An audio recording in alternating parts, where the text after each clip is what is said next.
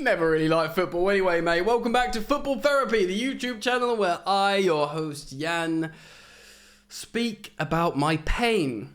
Chelsea have lost 1-0 away at the Etihad to champions Manchester City, to their hungover B team no less. And I'm going to go through what we know and what we've learned and how we feel. And we're going to get through it together. And oh my giddy aunt, Maurizio Pochettino, come save us. Come save us, because we need saving. Oh yes, so as we know, Man City, congratulations to them. They've won the Premier League title 5 out of 6 years, or 4 out of 5 years, I think it is. I know they've won 5 under Pep, which is... Wait, have they won 5 under Pep? Or 4 under Pep? Anyway, they won a lot. No, 4 under Pep. They've done the three-peat. Congratulations to them. Champagne football, and I joke about their hungover B team. Jack Grealish looked ropey on the bench, by the way, because you know he likes a drink, of which I'm having one myself. Good vibes. It's yellow. Why is it green screening? Good vibes only, because that's what you get here at Football Therapy. And hey, dear sweet viewer, you want more good vibes? You know what to do. Just simply subscribe. And should you choose to subscribe, you hit the bell notifications icon, because I upload all the ruddy time. And you can join me on that sweet journey. And thank you for liking the video. Just a little likey. Like a millisecond of your life to make me feel better. To boost my chances in the dark abyss that is the YouTube algorithm. To get people to find me. And get the microphones up and the press. Come on. It's with a heavy heart that I publicly urge Chelsea legend Cesar Azpilicueta to retire. There's your headlines. Get him down, mate. Yeah, so Chelsea lost 1-0. It wasn't as turgid and as tragic as it could have been. In fact, we had more shots on target, hot dog, than Man City. 6 to their 2. But the thing is, we are looking at a well-oiled machine. And like I was going to say, like, you know, I joke about the hungover B team, because obviously they're champions and it was very much a B team. But for periods of certainly that first half, they were playing champagne football, cutting us open like butter. And they are the hot knife. And too long have we been the cold butter. No, I guess the butter doesn't want to be cold, because then it's not... I mean, you do want to be cold butter, because then you're harder to cut. So we're warm butter. They've got a hot knife, but we're warm butter. We're like microwaved butter. Chelsea Football Club is microwaved? Jonathan Ross, microwaved butter. I don't know what I'm saying. Look, they won 1-0. Julian Alvarez, he also had a goal ruler for offside. Mate, can I... Man City's B team secondary striker is Julian Alvarez, or Julian Alvarez, however you say it. Their B team striker, that, by the way, cost them £20 million. That's almost as funny as their first team striker being Erling Haaland, because he's just a Nordic baby-eating machine that was put on earth to torment everyone except whoever he plays for. And you know, what hurts as well is, collectively, they cost the same amount of money as Kai Havertz. Yep, breathe it in. Collectively, Julian Alvarez and Erling Haaland cost the same as Kai Havertz, transfer-wise. Of course, there was big contract agent fees in the background, and we know he's on crazy wages, but heck, he's worth it, Haaland.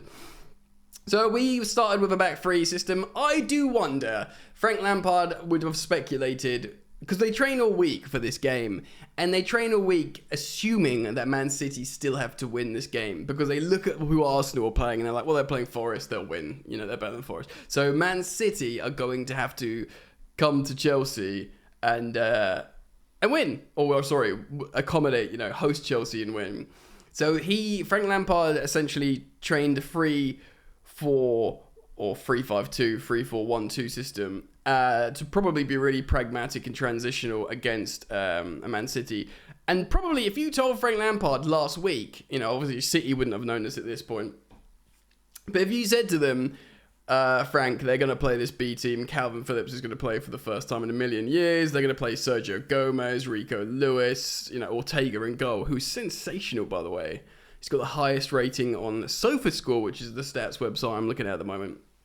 Got 8.3 rating, Stefan Ortega. Well, it's just so Man City in it. A key position, the secondary player in a key position to be just absolutely wicked.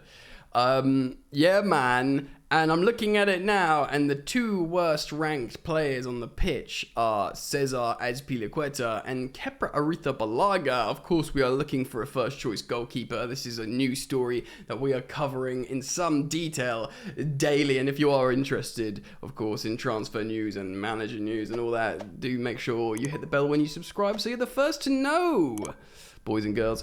Yes. So, Chelsea played like this. Kepa in goal. The back three was Fofana, Silva and Chalobah. We had... Look, man, Lewis Hall's great. And when he plays as a wing-back, he's not, supposed to get forwards. He's not supposed to get back and defend as much. He's got more license to go forward. He probably inverts a little bit. He's a midfielder, so he'll want to do that. But ultimately, this is an 18-year-old kid that we're relying on here to play out of position. And on the other wing-back flank, we've got Cesar Azpilicueta. And what can I say about him, man? Like, I love him to bits. He's not that old. He's a bit old, but he's cooked, bro. I think he's probably younger than me. So, yeah. Can't really call him old. Let me just sip my beer. Mia's crying outside, but I can't let her in because she will destroy everything.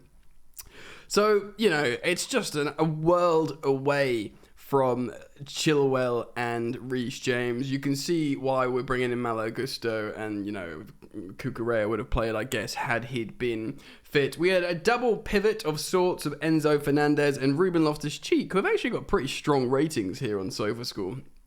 Enzo, I always think, is pretty good. I didn't really notice Ruben Loftus-Cheek at all in this game. Conor Gallagher was in the sort of number 10. He hit the post with a good header.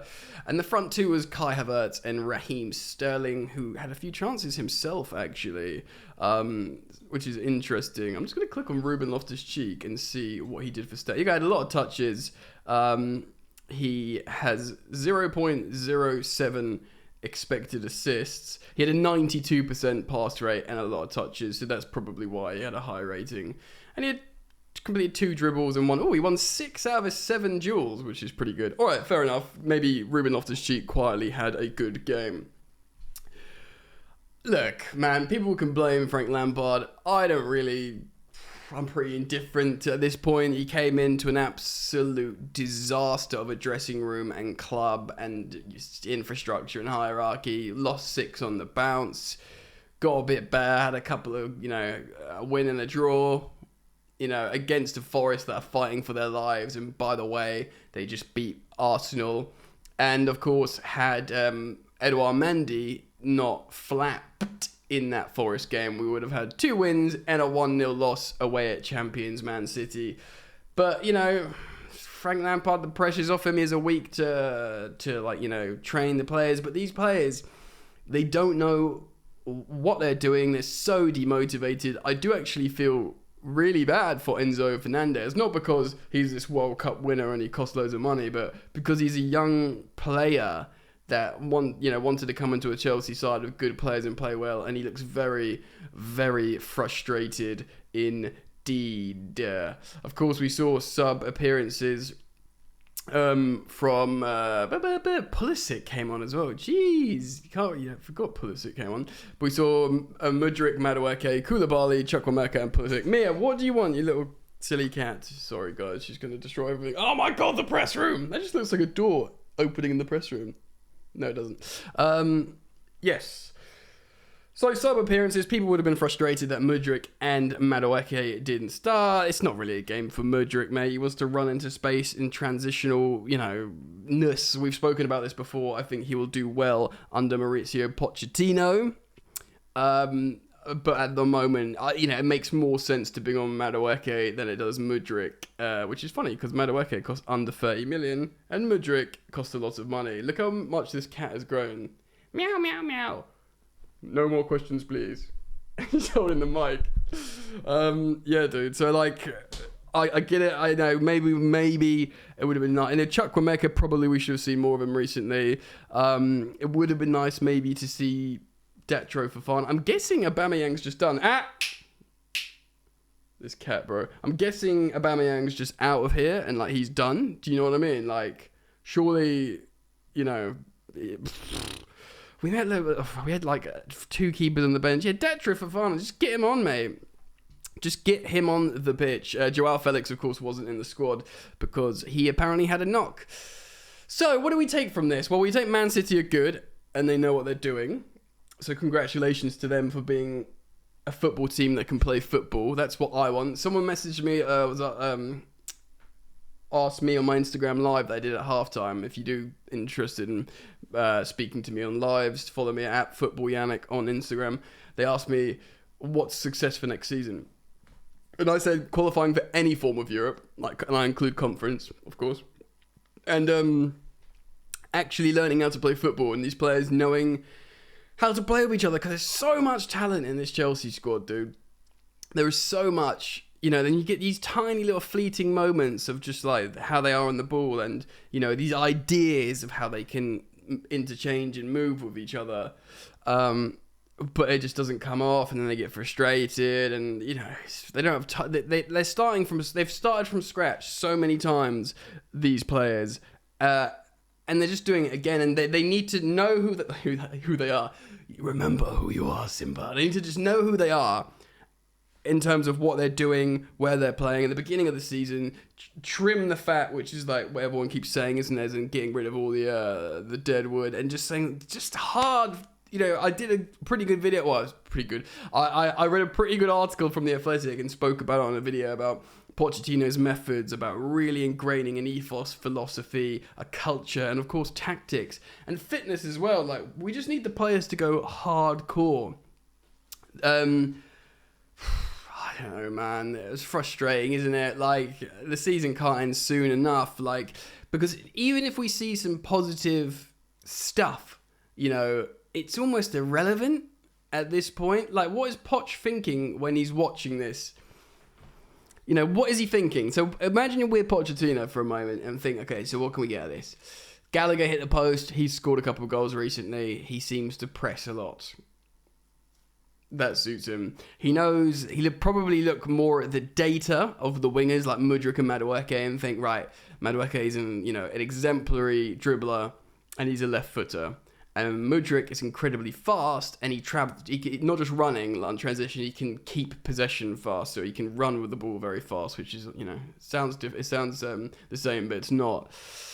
The likes of Carney Chukwuemeka, who came to Chelsea for first team chances, you know, and he's really highly rated, Chukwuemeka. Like, you know, we spoke about how Pulisic in theory could be a good profile, but like, I think there's a chance that we might actually get surprised by what Pochettino does and what Pochettino chooses. Because I'll tell you why. Because we've got a great squad of loads of talented players, but that doesn't mean they're going to fit a system at all. Like, we don't know that at all. So to fit that, he might be like, you might want to, like, you know, a player that we think's really like high profile and good and going to stay. He's just like, we got to sacrifice them, and it might upset a few people, like, what? But he's wicked. And then, like, you know, someone who's a little bit niche and perhaps not fancied that much, or like, you know, Chukwuemeka, who you wouldn't think would be a priority, suddenly is like a really integral figure because he fits a certain style or a certain, like, you know, a bit more Moneyball model. You know, these are just obviously players I'm using as, you know, made up examples, but because it just seems so dysfunctional.